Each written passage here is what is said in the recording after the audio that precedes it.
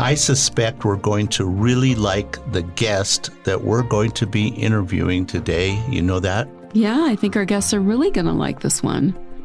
So who's it going to be, Angie? Well, we're going to be speaking with Debbie Dekleva, and she is leading the charge on saving monarch butterflies and their habitat. Butterflies, I think they're really a true gift from nature. Oh, yeah. Yeah.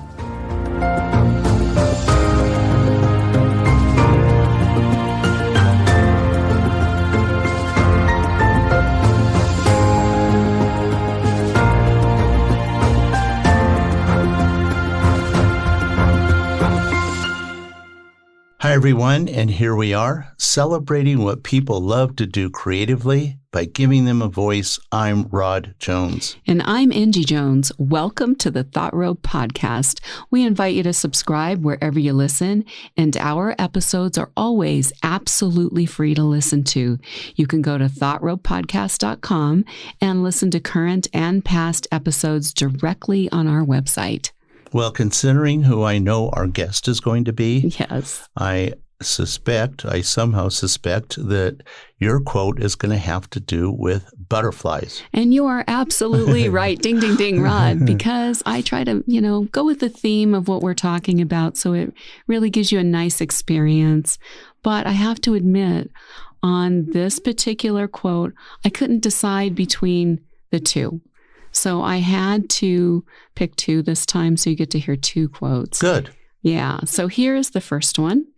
Butterflies can't see their wings. They can't see how truly beautiful they are, but everyone else can. People are like that as well. And that quote is by Naya Riviera. And here's my other one. There is nothing in a caterpillar that tells you it's going to be a butterfly. And that is by Buckminster R. Fuller. I certainly know who Buckminster R. Fuller is, but I'm really not sure who Naya Riviera. I think her last name is Riviera, yeah. Okay.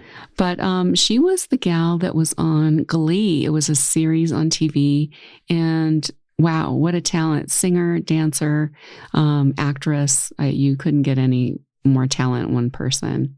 She was fantastic. Well, she certainly had a beautiful quote there, and I like the fact that butterflies can't see who they are. That's kind of clever. That's Isn't very it, though? Well written. It really is, and I think that really applies to everybody else. Sometimes you can't see your own beauty because you're busy criticizing yourself or correcting yourself. So I think it really applies to a lot of people. Yeah, and Buckminster Fuller, American architect, system theorist, whatever that is, author, designer, inventor, and a futurist. And I kind of think his quote's very interesting because basically he built some pretty incredible architecture, designed some pretty incredible architecture. And in essence, you just take in a pile of wood and maybe some concrete, whatever, which looks like not a whole lot. And then all of a sudden turning it into a remarkable piece of architecture. Yeah. So it's like when you're a caterpillar, things don't look so maybe beautiful or together. And by the time it's evolved, you've turned it into a butterfly and a thing of beauty. Yeah. Both of those are very good quotes. I'm glad you selected those.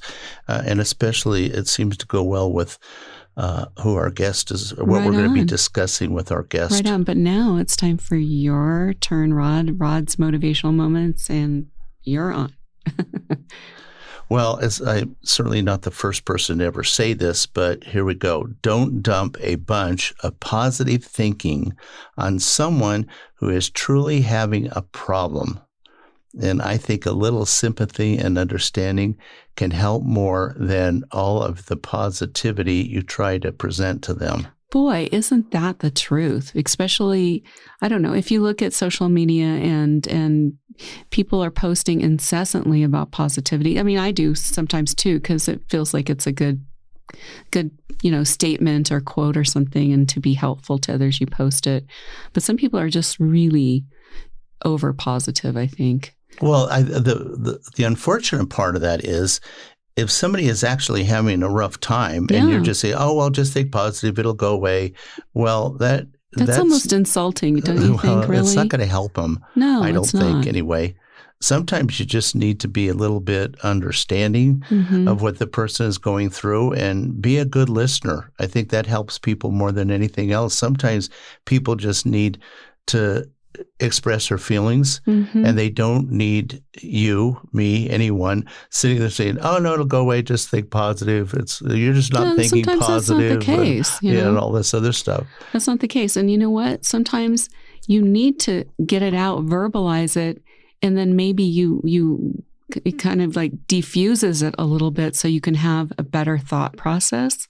So, getting out the negative and talking about it with someone that's got a sympathetic ear that's not telling you to be positive or you need to look on the bright side, I think it's a really valuable thing. Yeah, looking on the bright side is a comment that people typically make. And you know why people do that sometimes? I think the reason why I do it, I don't want to hear it. What, you got too many of your own issues to deal with? Yeah, I don't want to hear somebody else's issues. I don't want to, if you're having a rough time, think positive. And by the way, listen to what I have to say. Right.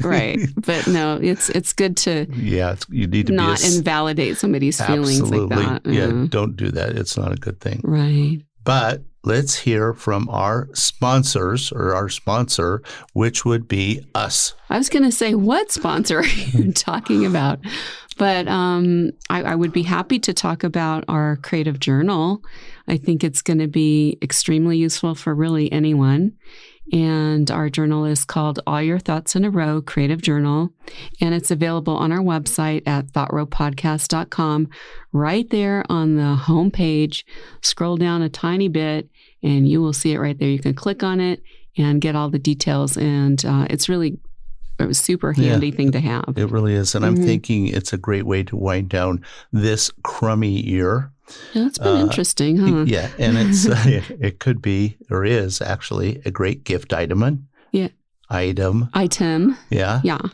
And we have worldwide shipping. That is true. And it's perfect for anyone who wants to think more creatively and any occasion. It can be a birthday, office gift, Mother's Day, Father's Day. You can fill in the blank. And any holiday, when you don't know what to buy for someone, this is the perfect gift. Okay, so now it's time to leave our sponsors and get back to our programming. Get back to our show. Yes. Okay. And I would like to make a comment about some of the beauty in nature that we all experience. Okay, so what would that be for you, Rod? Nature's rejuvenating effect on one's spirit and soul. Oh my, that sounded so lyrical and beautiful. It reminds me of recently one of my poems and one of my artworks of a tree, which ties into the nature, is in a museum book. So I'm kind of excited about that. So I wanted to mention it. Yes, it's definitely a poem to remember. And it was included in a book on trees published by the Sassy Museum of Art.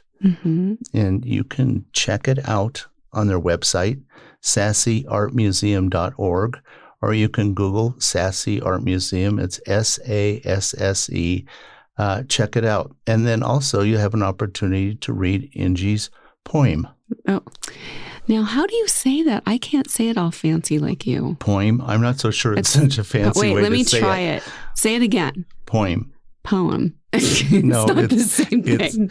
Oh my gosh. On my side of the tracks, it's called poem. Poem. I'm sure there's a lot of poets out there cringing when they hear me say it that way. I don't know. It sounds really fancy when you say it, but I just say it regular. Well, there is a history to it, and I'm not 100% sure what that is, but I don't know. Well, if somebody knows, please make a comment on our website because you can, and let us know because I can't say it that way, but it sounds super fancy. Is there some way to just describe it, or where did it come from to say it quite that way? It came out of Rod's mouth, and it's poem. No, I've heard other people say it too, and I could never say it, but hey, cool.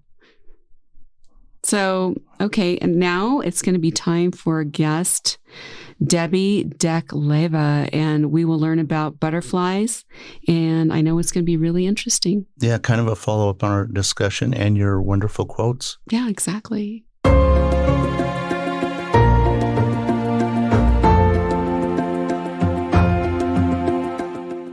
Hi, Debbie, and thank you for joining us. Today we're going to be discussing the Monarch Butterfly, and you just happen to be the perfect person to chat with. Yes, absolutely. Hi, Debbie. Nothing can be more beautiful than a butterfly, right? And your career has been all about saving the monarch. So so excited. Yeah, well, I'm so excited to be here with you guys, Rod and Angie. I'm admire your show and just really look forward to digging in with you. Well, thank you. And we want everybody to know that was not a plug. No, we didn't make her say that. We did not make her say that. You're very kind. But Angie, lay on our heavy-duty question of the day. Our really hard question. What did you have for breakfast today, Debbie? So I had peach chipotle salsa and spinach with a scrambled egg. Like I put it all together. That's so healthy, but it's delicious. Yeah, no kidding. Wow. Yeah. The peach chipotle, that sounds really good. That sounds really good. Yum. Yeah, so I have found that my day starts better with protein. Okay. Oh, sure. And so egg and veggies are good, with a little bit of sweetness, helps my day start well. Well, what a great way to start your day. That's delicious and healthy, so you can't go wrong with that. Well, with a breakfast, with a great breakfast like that, why don't you tell us where you are originally from and maybe a little bit about your childhood? But where are you originally from, Debbie? So I grew up in a suburb of Cleveland, Ohio. And it's called Bay Village. It's on the west side of Cleveland, and it was a great place to grow up. We had a woods in the back of our yard, and a creek that was behind our backyard too. And so my childhood was a lot of outside play and. That's the best. That's the best. It really sounds perfect, especially having a little creek or crick in your backyard, so you could. And Ohio's like that. I mean, Ohio is nice. I grew up in Ohio, so I totally understand. Yeah, there's a sweetness there that I think maybe in some other states you don't experience as much. I don't know. Maybe I'm just prejudiced like you are, where it's just sweet memories. Well, that's a good start considering how you move forward with your career because you had an introduction to nature. What do you think your favorite childhood memory is? So the backyard was awesome. And we had these trails we cut through. We'd ride our bikes through them and all these different things. But our favorite thing to do was to take buckets of water from the creek and throw it up on this slope and mudslide. Oh, wow. So we would mudslide. And one time I had my best friend come over and we slid down this muddy hill. And she was an only child. And when her parents came to pick her up, like their faces were just oh my goodness. What happened to you, right? Exactly. Yeah, we got hosed down and, we didn't warn the parents that maybe an extra change of clothes would be a good idea. But, I think she wore some of my clothes home, but... Sounds like fun, though. Fun memory. Yeah, what a fun thing to do. Now, did you guys catch frogs since you had the creek there? I know Ohio has a lot of frogs. Yeah, our big thing was we caught crawdads. Oh, okay. To lift up the rocks and catch the crawdads. And so I don't remember catching frogs. Maybe they were a little fast for me. Maybe. But there's certain creeks and lakes and stuff that don't have it, and the others are just teeming with it. So I guess you had the crawdads. Very cool. We had tons of crawdads. And the cool thing about our creek is we could actually do a creek walk all the way to Lake Erie. Oh, that's really cool. Huh.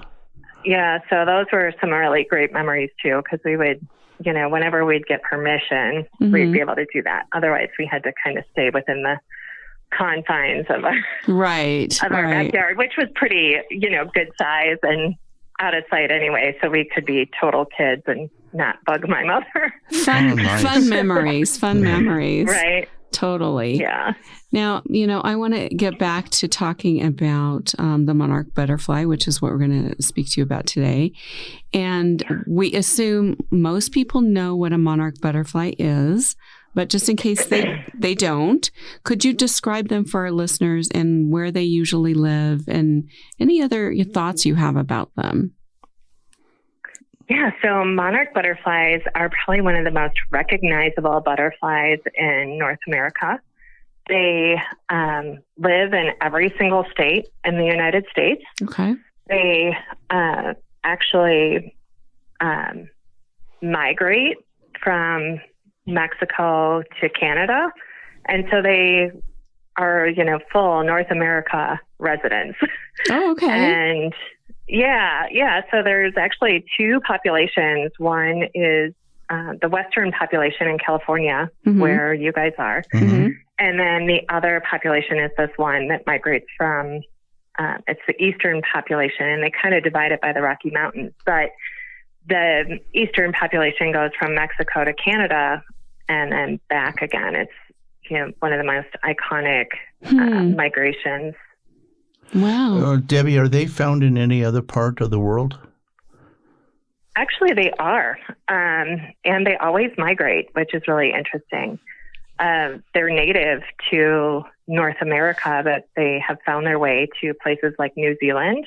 Oh, really? And, oh, my goodness. Yeah. So as long as there is milkweed, which is their host plant, monarchs can be there. So they even in New Zealand, they still have a migratory pattern? They do. And is that seasonal? It is. Yep. Yep. So their main source of food is milkweed. Yeah, we're going to be discussing that as we move forward. So in their migration, they do they leave their summer home to their winter home or the winter home to their summer home? Yeah, the other really interesting thing about the monarch migration is it takes about 4 to 6 generations to complete the cycle. So the monarchs that are actually on their way to Mexico right now have never been there before. Oh, really? And then when they leave, it will be like their great-great-grand, really butterflies. That's that so get interesting. back to Mexico. Yeah, because they're so little and they look so fragile. It's like, how do they go all that way? But so when a monarch butterfly takes off from Mexico, whatever generation he or she, they're going to land in sunny California.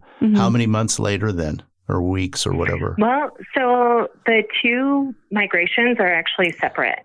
It's a different population. So even though biologically they're the same, the Western states like Oregon and Seattle, or Washington rather, Montana, the Western states are the milkweed areas that support the California migration. And then in the Eastern migration, they leave Mexico, they'll go to Texas, and that's when the first generation starts the migration. And it's almost like a leapfrog pattern with, eggs being deposited on milkweed, and then they eat the milkweed, and then that next generation goes on, and it almost leapfrogs off, over each other.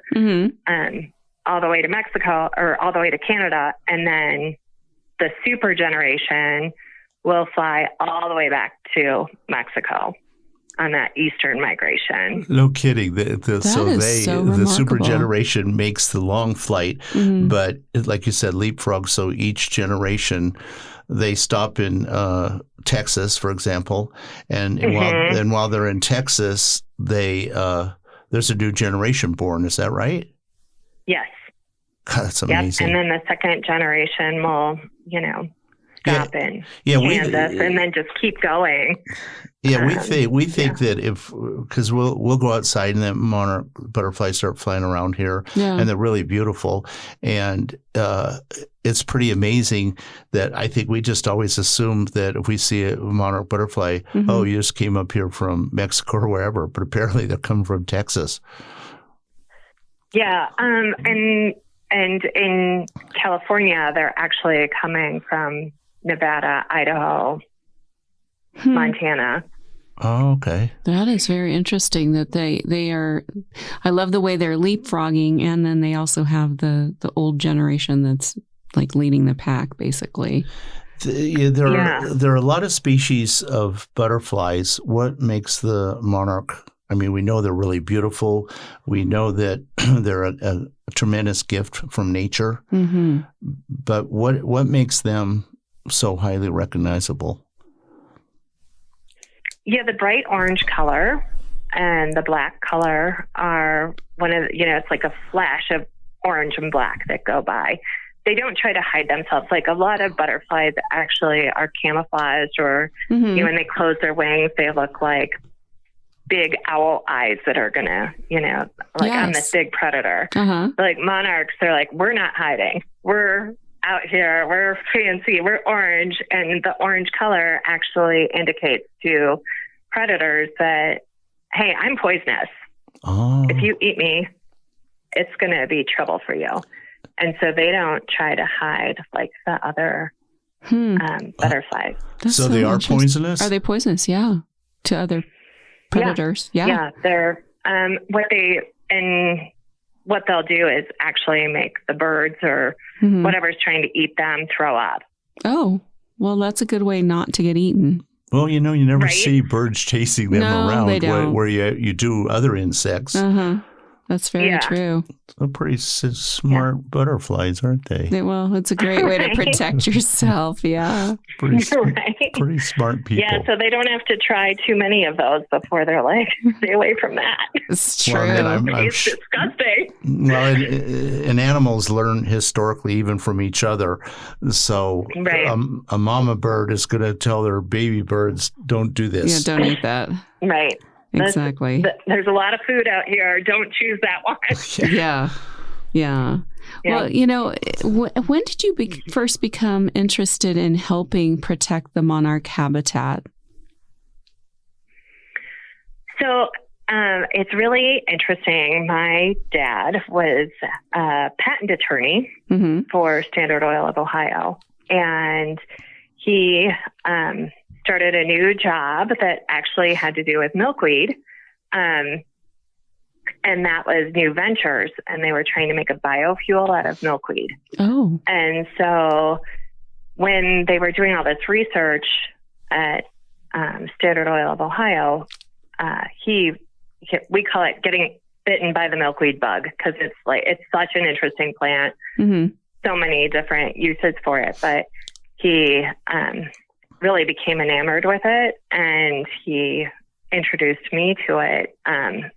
British Petroleum actually had a takeover of Ohio, and so if the things that people were working on didn't have to do with petroleum, they eliminated it.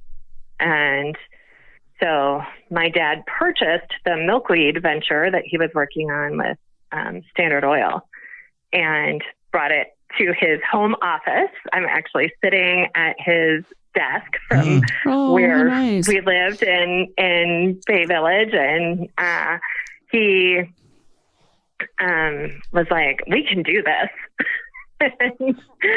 So we went from this, or he went from this huge business with, I think they had $600 million that they didn't know what to do with, that they needed to do research and development with, to his home office in our house and his life savings. So it was quite a change. That is a big change for him. Yes. My goodness. But he was doing something that he felt passionate about, though. Yeah. So he felt passionate about it. It's really interesting because I fell in love with the milkweed plant because he's telling me like, oh, you can do this with it. You can do this with it. You can make insulation out of it.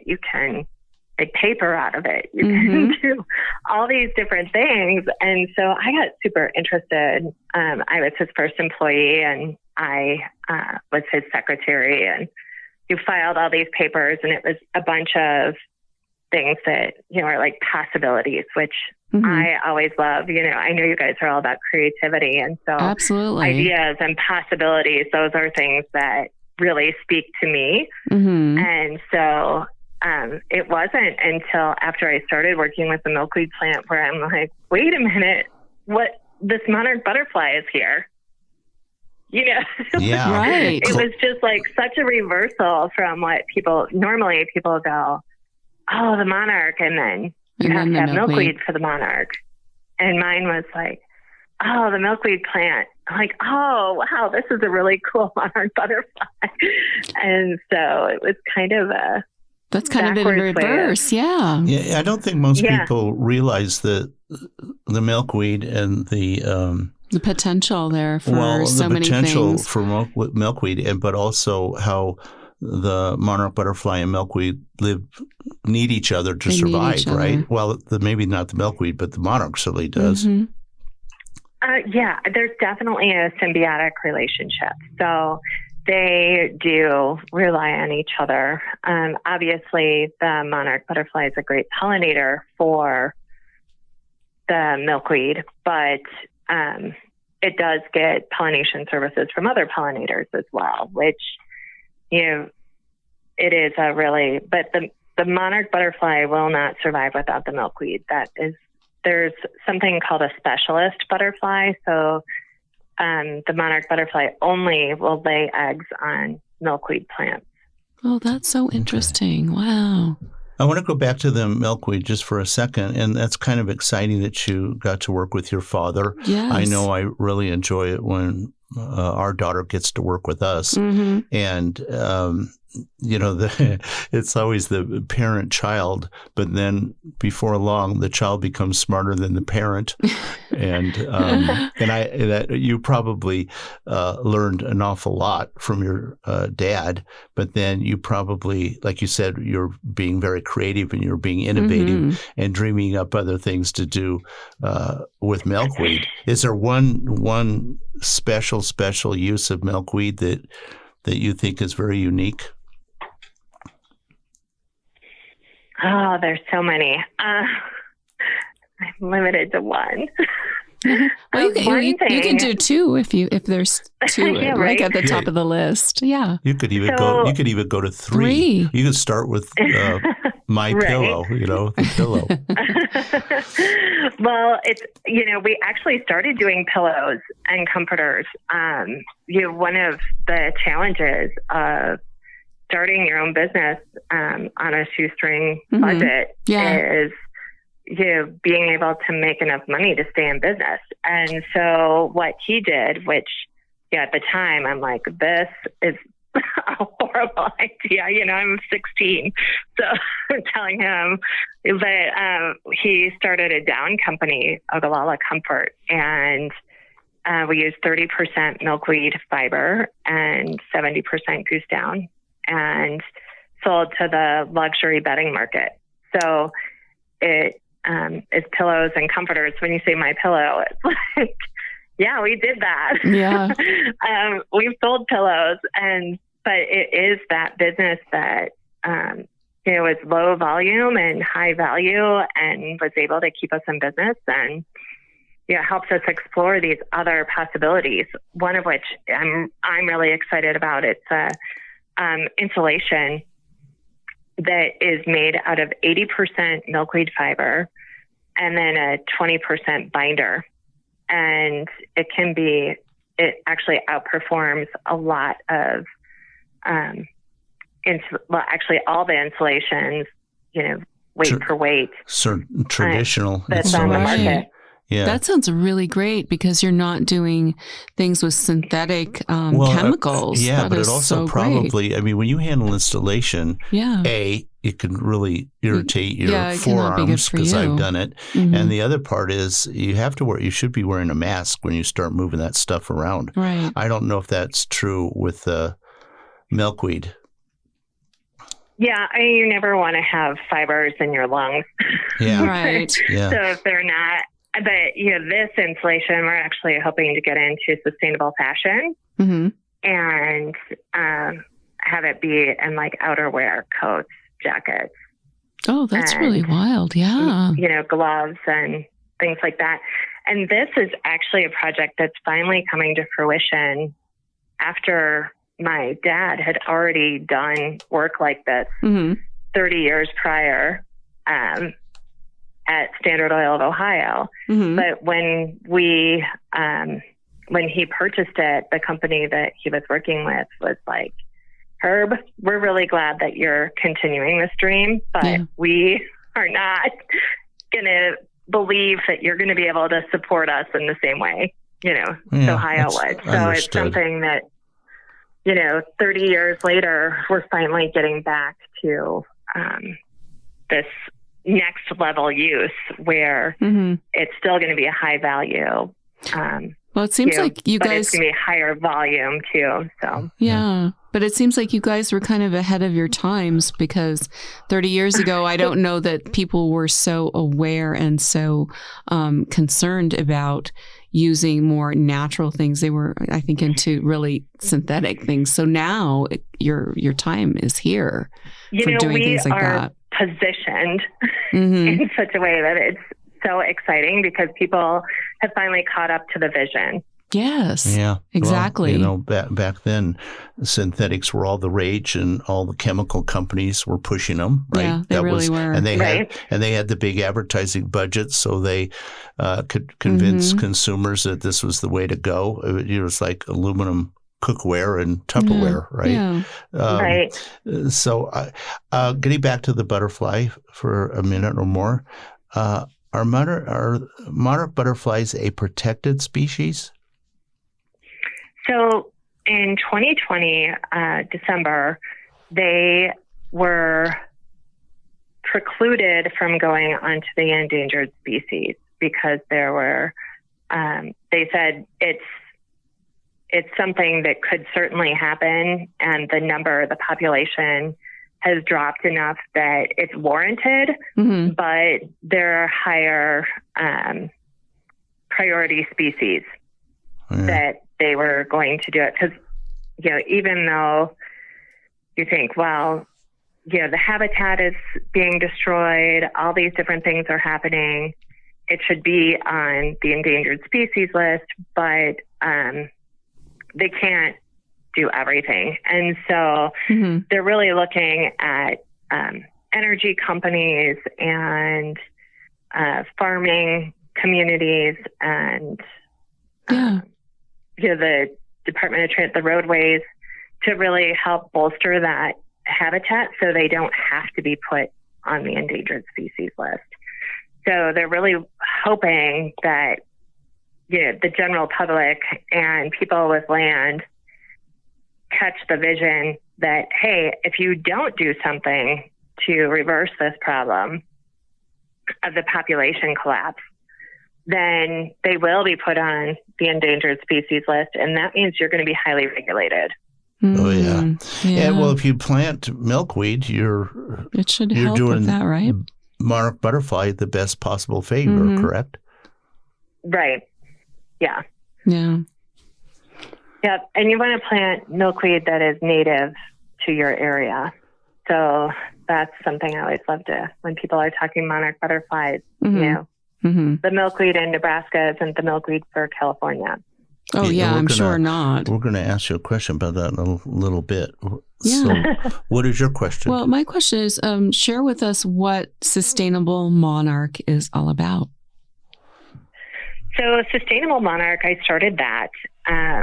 And basically, we took the nonprofit activities we were doing as a business and moved them to an actual nonprofit, because education is critical, because so many people don't know that there's a milkweed monarch connection.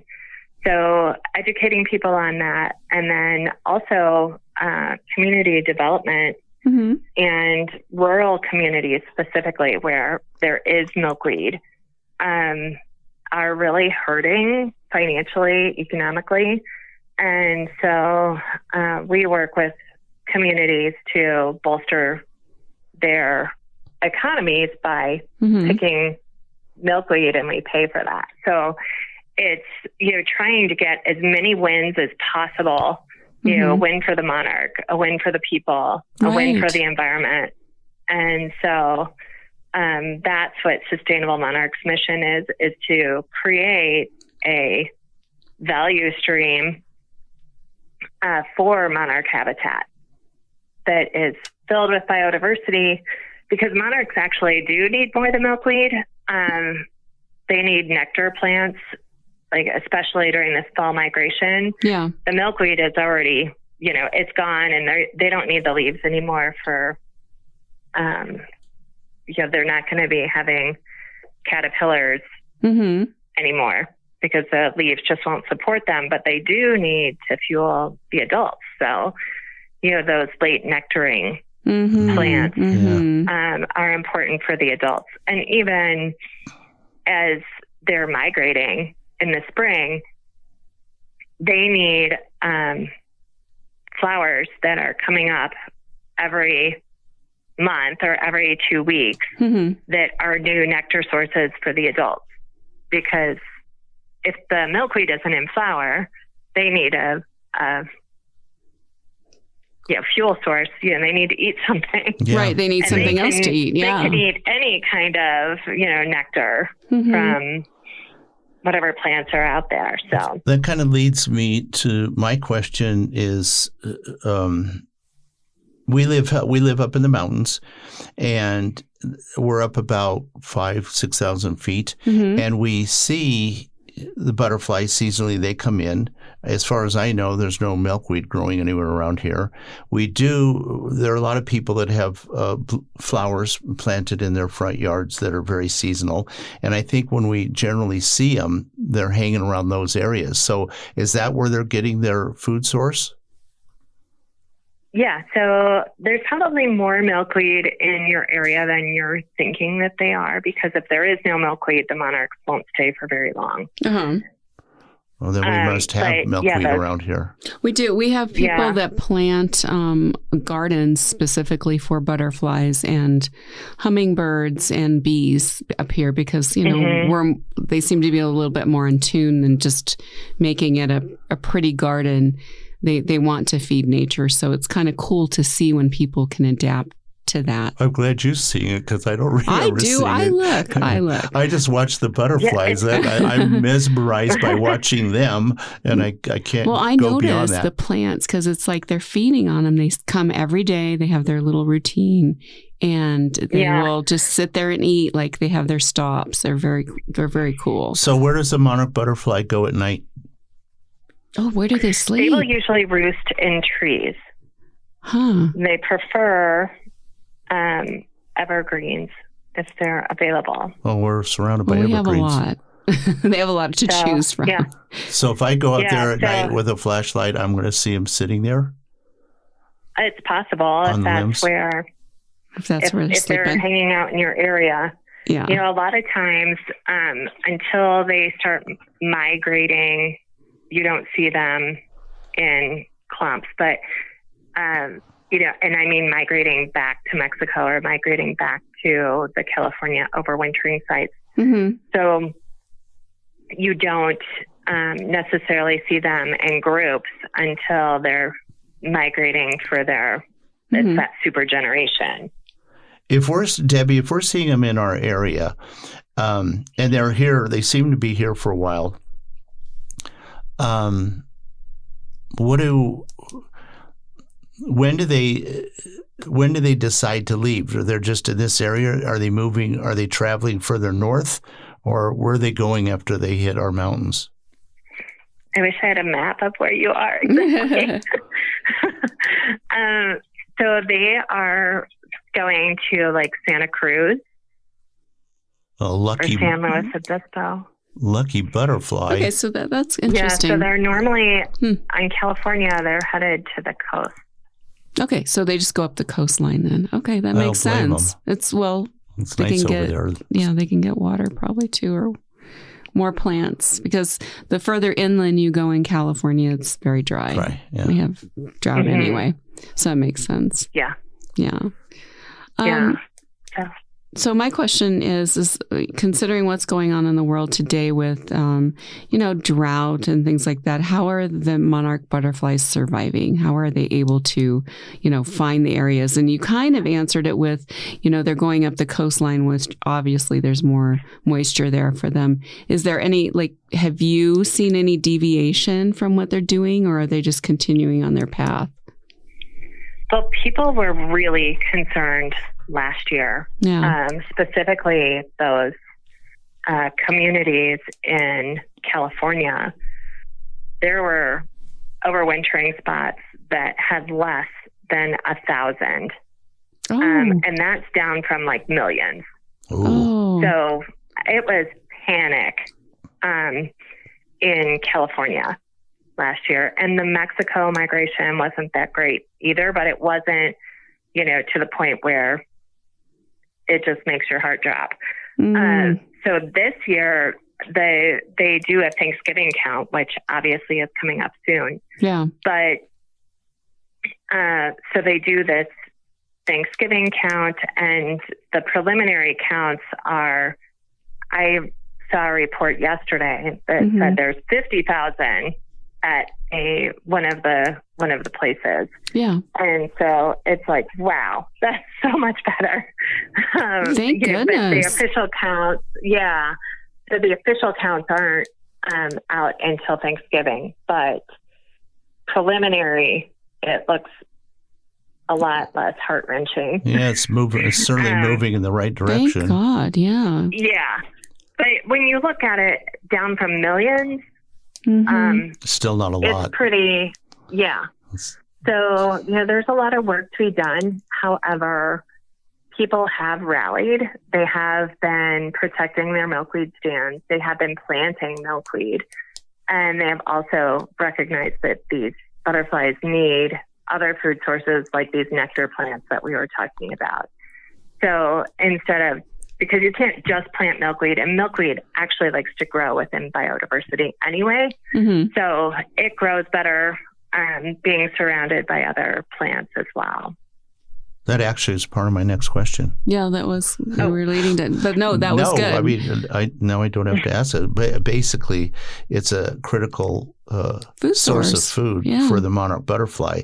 Is there any other insect that hangs around milkweed? Yeah. Yeah, so milkweed has this whole ecosystem of its own. There are actually milkweed bugs. Super creative name. Milkweed bugs. Milkweed bugs. And they're all over the plants, and they also are these distasteful bugs. They are really susceptible to aphids, which is one of the food sources of ladybugs. So of course, the ladybugs come in and eat the aphids, and so it's one big happy feast. Yeah, kind of. Huh? Yeah. How did there's all kinds of. Yeah, Debbie, how did milkweed? Why is milkweed called milkweed? So when you take a leaf or something off of the plant, it will bleed a milky sap. Oh, okay. Interesting. In fact, back in the day, and this goes to, other uses for milkweed, farmers would put it on their warts, and it got rid of their warts. Really? I wonder if that really works. I don't have any warts. I would try it out, but no. like a lot of plant sources, I mean, a lot of folk health. They work. A lot of things really like that work. I mean, a lot of medicines we use today were derived from plants. So for sure. Yeah, that's interesting. Yeah. Yeah, and milkweed, the botanical name for it, the Latin name is Asclepias. And Asclepias was named by Carl Linnaeus in 1753. And Asclepius is the Greek god of healing. Oh, really? Oh, very interesting. Yeah. So and we've actually found, and going back to my father, he's, mad scientist. He's got he's actually a chemist was a chemist by trade. Yeah. But he had this arthritic hip, and he's like, my hip is killing me. And he was like, hey, I put this milkweed oil on my hip and it feels so much better. Oh, like, I wonder. Wow. We do not believe you at all. Wow. And then we started using it on other things, and actually it works. So it's pretty amazing. Wow. Yeah, it's like aloe vera. I mean, aloe vera has so many uses. It really does. But when you look at the plant in general, with the barbs on it, you're thinking, this can't be too good for anything. But yeah, it just looks like it would be not okay to use. But plants are amazing, and that's kind of interesting to know about milkweed. And we invite our listeners to do a little research on it, and you might find that there are all kinds of uses for milkweed that we're not even discussing or even know about. Probably. Right. There's so many things to continue to learn about and uncover and discover. It's really exciting for me. Well, I would have to say that the Monarch butterfly, apparently they're not dumb. They like a good thing. They must know something, because they'll walk around showing off their orange color and not worrying about any predators and feasting on milkweed. So they got something going on, I think. Yeah, I think so sure.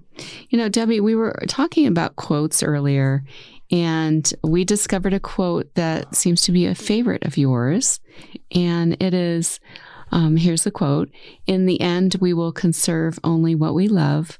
We will love only what we understand, and we will understand only what we are taught." Now, tell us where this quote comes from and what it means to you. Yeah, so that is something I actually found at the Henry Dorley Zoo in Omaha. But it comes from Baba Diam, who is someone who was born in, I think, 1937.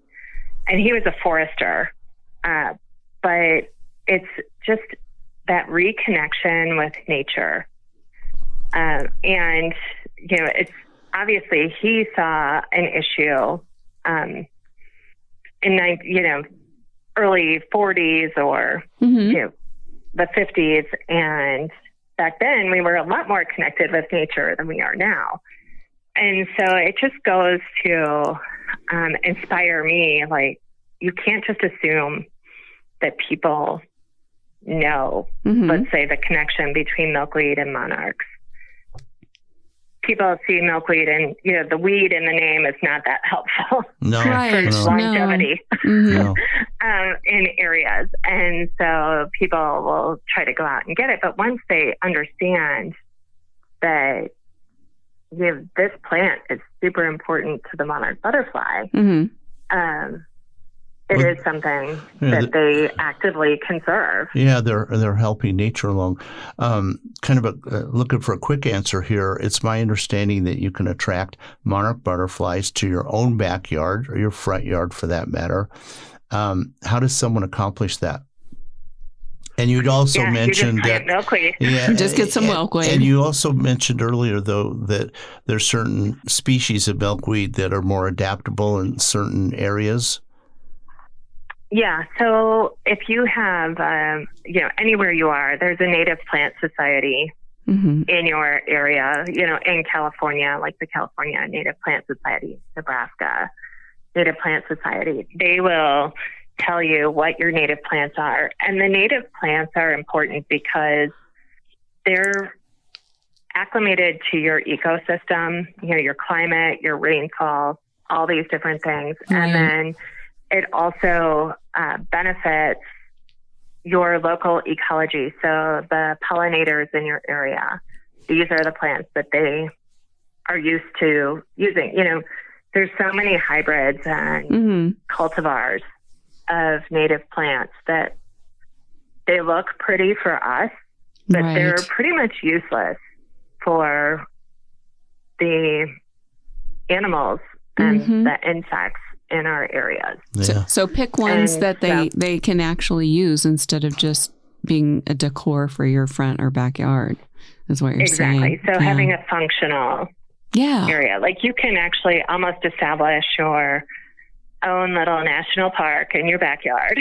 See, that's what we should all do. I like that. I like that a lot. What a great idea. Everybody's happy. So everyone out there, get yourself something, get your seeds, get your plants that it goes with your area, goes with your animals and your insects so they can actually derive something from it instead of... Yeah, and if you have a local nursery, support them. Yes. Because they will know the native plants in the areas. Of course, it's hard for the local nurseries because many of them love native plants, but when people look at them, they're like, but it doesn't look as pretty as this. Right. Yeah. They're not showy. They're not showy. Yeah. They're not as some of them are super showy, but it's usually, for a certain amount of time. True. But the insects in your area are using them. So true. And so you want to make it a functional thing rather than just makes sense for our eyes to go, oh, that's really nice. Makes sense. So the other thing that you want to be on your guard about is some of these plants have been treated with neonicotinoids, which is actually a poison that they inbred into some of these plants that they're selling. So that's good to know. Usually that is coming from big box retailers, not from your local greenhouses. Oh my goodness. Definitely something to look out for then. You don't want to plant something that's going to be bad for all of your visitors. I've never heard that before. I haven't either. Thank you for sharing that because that's something that people should look out for. Yeah, it's a systemic thing. So when the insects go and eat the plant, it will kill them. So you're like thinking you're doing it to help them. And not really then in the end. Yeah. Well, it just needs to be not treated. Okay. Unfortunately, that technology is even in our food. So yeah, we have to watch out for it. Okay, Angie's going to ask you. Oh, okay. I'm going to ask you my question. Our favorite question. Yes, our favorite question. And we ask all of our guests, and we love hearing their answers. And that could be, if you sit on a park bench and chat with anyone from the past, who would it be? I would love to sit with Boris Berkman, who was the World War II inventor of Milkweed life jackets. Okay. That makes sense. What a great idea. Yeah, so he was an inventor, and he spearheaded the Milkweed project in World War II that they collected like 15 million pounds of milkweed pods. And people went out and collected it. And I'm just like, how did you do that? Like, I'm not even close to that number. That's a lot. There was a lot more milkweed back then. Apparently. And a lot of more gatherers, I guess, people that gathered it for him. Well, they were supporting. Well, they were very motivated because of the war. Yeah, yes. Supporting the war effort. So true. I mean, that's amazing. That was important. Well, that certainly would be a good person to chat with. Yeah, absolutely. I know. Sometimes I even talk to him now. I'm like, okay, Boris. Hey, that's a good idea. He can give you something. Well, he was he was Throw me an idea, please. Yeah, for sure. He's very creative and apparently a very good marketer. Right. So, yeah. Definitely. Well, this is fascinating, Debbie. I know we could probably go on for another hour because you're so insightful and knowledgeable in this area. Yeah. And we always like to talk to people that are living creatively. And you certainly are living creatively, and you're doing a lot of good in this world, which is especially nice. Thank you for that. And you do what you can to improve the health and safety of such a remarkable resource like the butterfly. And I'm going to add milkweed. Yeah, definitely. And thank you for sharing your life's passion with the Monarch Butterfly. And now comes a time when I let all of our listeners know, if you would like to know more about Debbie, we will have links for her under our show guest tab on thoughtrodpodcast.com so everyone can learn more about her. And please connect with her on social media as well. Thank you so much for having me. This has just been delightful. Oh, you're welcome. We wish we could have talked to you longer because you were so insightful. Yeah, so much information. Thank you. We're going to love sharing this episode. Oh, thank you. Okay, already. Bye-bye. All right, thank you so Bye. much.